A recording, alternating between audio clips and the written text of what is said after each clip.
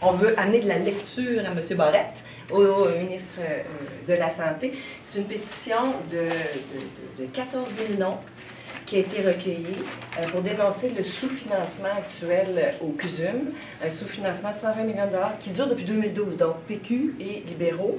Et on avait fait un point de presse avec Mme Joseph, les gens du CUSUM, en juin dernier, dénonçant le sous-financement. Et M. Barrette a rencontré les gens, mais il leur a dit, démontrez-moi que les problèmes au CUSUM sont causés par le sous-financement, c'est-à-dire des problèmes actuellement personnels épuisés, en burn-out, salles d'opération qui ne sont pas ouvertes, chambres de patients qui ne sont pas utilisées, unités de débordement qui débordent. Donc, les problèmes sont toujours là. M. Barrette leur a dit, démontrez-moi que c'est le sous-financement. Moi, je ne crois pas que c'est le sous-financement avant qu'on fasse quelque chose. Alors, nous, on trouve que c'est un peu insultant comme réponse. C'est leur dire, finalement, que le problème, prouvez-moi que c'est vrai, autrement dit. Alors, ici, il y a 14 000 noms, tout simplement pour que M. Barrette voit que c'est la population anglophone de Montréal qui a signé cette pétition. C'est important, 14 000 noms. Fait que je voulais vous la remettre parce qu'elle n'est pas en ligne comme celles qui sont les pétitions officielles. Donc, on vous la remet tout simplement.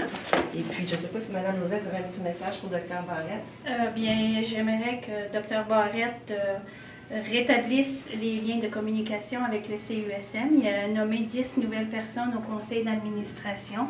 C'est sûr que ces personnes-là sont à son écoute, mais il faudrait aussi qu'il écoute le personnel.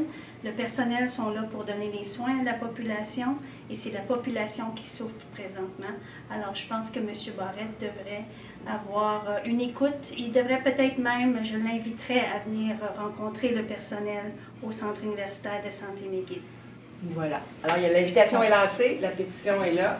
Okay. On vous met ça la remettre. Puis dans les noms, c'est effectivement, il y a des membres du personnel de soins, il y a des médecins, il y a de la population, il y a des patients. Donc, c'est beaucoup de gens, beaucoup de signatures qui dénoncent ces coupures-là puis qui veulent avoir un hôpital où on reçoit des services auxquels on mérite.